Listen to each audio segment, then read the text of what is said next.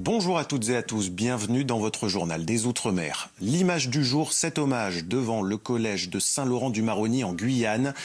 Hier, un jeune homme de 19 ans a été abattu aux abords de l'établissement. Parents et professeurs se mobilisent pour dénoncer l'insécurité sur le territoire. La Guyane qui vit une triste année record, déjà 21 homicides en 2023. La moitié de ces meurtres sont des règlements de compte entre bandes rivales du Guyana. Les précisions de Jocelyne Elgouache et Séfiane Dey. 21 morts depuis le début de l'année. Près de la moitié de ces homicides seraient le résultat d'affrontements entre deux bandes mafieuses originaires du Guyana. Des malfaiteurs qui se sont installés dans ce quartier de Maturi, Balata, devenu le refuge de bandes armées, d'individus qui auraient multiplié les braquages et volé de l'or sur des sites miniers légaux de Guyane. Il y a des actions de meurtre sur des gens qui sont venus de l'étranger, se réfugier en France, en l'occurrence en Guyane, et qui ont des contrats sur eux. D'ailleurs, on travaille avec le maire dans le cadre d'un contrat de sécurité intégré qui est aussi dans un squat que l'on va aussi traiter parce qu'il y a une délinquance renforcée, des meurtres qui sont concentrés. Le quartier d'Abriba Balata abritant des bandes armées rivales qui s'entretuent. Le maire de Maturi ne peut que constater l'escalade de la violence dans ce quartier. Comme il s'agit d'une criminalité donc, qui est organisée, et on le sait, et qui ne vient pas d'ici, qui vient de l'extérieur, il appartient aux autorités régaliennes de mettre en place les moyens, de mettre en place ces moyens-là pour pouvoir lutter contre ce fléau qui gangrène notre société. Ces règlements de compte dépassent la Guyane. En représailles au Guyana, la maison où vivait la mère d'un des individus appartenant à une faction, réfugiée à Maturi, a été incendiée. Après cette vague d'exécutions, les enquêtes sont toujours en cours. Et autre drame de retour au devant de l'actualité, le harcèlement scolaire après le suicide de Lindsay, cette adolescente de 13 ans dans le Pas-de-Calais. Un fléau qui touche toute la France à des milliers de kilomètres. La Polynésie est marquée elle aussi par la tentative de suicide d'une collégienne de 11 ans. Sa mère a bien voulu témoigner au micro de Caroline Fary et Jérôme Lee. J'aurais aimé pouvoir lire dans la tête de ma fille. C'est pas le cas. Le désespoir d'une mère après la tentative de suicide de sa fille de 11 ans. Le harcèlement subi de la part de 4 garçons de son collège a eu raison de sa résistance. Tout a commencé par des vols récurrents dans son sac, mais il y a eu pire. Il y avait un des 4 qui l'a tapé, qui lui donnait des coups de pied, des gifles, qui lui tirait les cheveux. Et ça, elle a gardé pour elle. Et comme elle me disait, maman, je ne voulais pas te le dire parce que je ne voulais pas te faire pleurer. Tu pleures assez comme ça.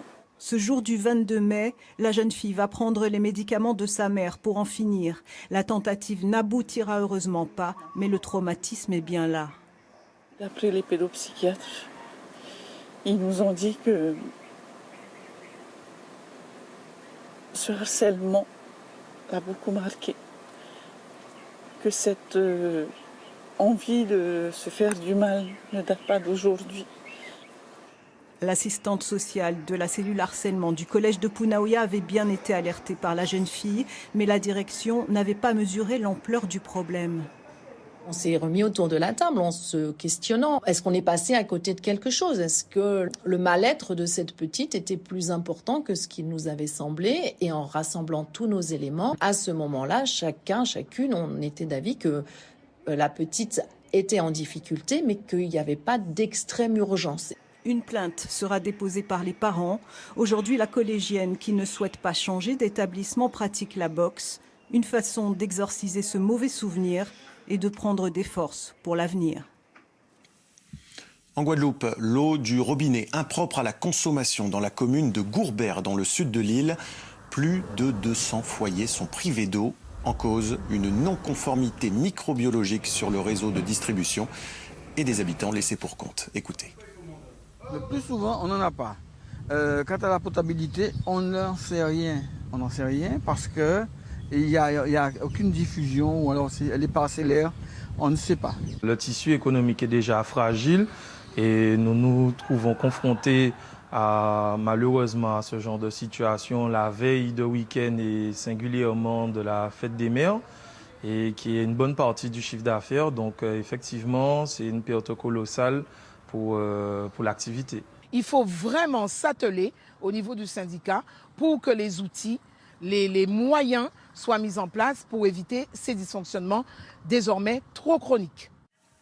Et dans l'actualité, également 3e jour en Nouvelle-Calédonie pour Gérald Darmanin. Une journée consacrée aux îles. Le ministre de l'Intérieur et des Outre-mer en visite aux Loyautés. On écoute les précisions sur place de Maurice Violton. La petite séquence évasion très certainement du périple calédonien de Gérald Darmanin. Une 3e journée dans les îles Loyautés, parmi lesquelles Ouvéa ce matin. Et ici, à l'île des Pins dans l'après-midi, très précisément dans cette baie de Cuto.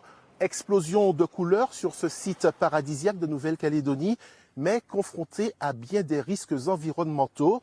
Montée des eaux, protection nécessaire des écosystèmes sur une île très recherchée des touristes. Cette promenade sur le bateau de la gendarmerie dans cette baie de Cuto permettra d'aborder tous ces thèmes. Dernière étape de la journée un peu plus tard, un échange avec les gendarmes basés sur l'île ainsi qu'avec leurs familles. Un moment d'échange sur leurs conditions de travail de ces militaires dans cette région française du Pacifique. Ce 3 juin marque aussi un anniversaire, celui de l'arrivée des premiers engagés indiens à La Réunion. Il y a 195 ans, jour pour jour, une dizaine de travailleurs de la côte est de l'Inde a foulé le sol de l'île. Plusieurs représentants de la communauté se sont réunis aujourd'hui pour leur rendre hommage. De la musique avant de se quitter et David Walters de retour avec un nouvel album. Le Martiniquais l'a présenté cette semaine au public de la Cigale à Paris. Des sonorités tropicales idéales avant le début de l'été. Nathalie Sarfati, Bruno Gabetta. C'est le retour en live du globe-trotteur martiniquais David Walters sur une grande scène parisienne, La Cigale. Hasard du calendrier, c'est son anniversaire et le jour où il y a 2 ans, il enterrait sa mère. Je le prends comme quelque chose de providentiel. Je me dis j'ai de la chance, tout est aligné, les gens sont là. C'est de l'émotion parce que je suis touché de voir que c'est complet. C'est comme si tu donnais rendez-vous à 1200 personnes et puis ils viennent tous. C'est sympa. La vie est belle, la vie est belle, la vie est sweet. Son 4e album Soul Tropical symbolise la connexion à son histoire, à sa famille originaire des Antilles. Sa musique est toujours inspirée de ses voyages, tout en restant ancrée dans sa culture créole.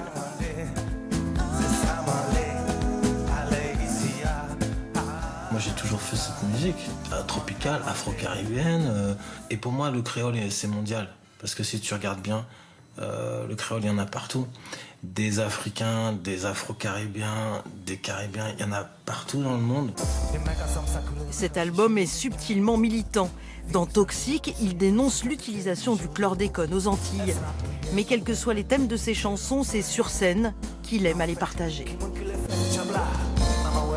Je pense que c'est pour ça aussi que je fais de la musique. C'est ça mon chocolat. Il n'y a plus d'intermédiaire. Tac, t'es avec le public, quoi.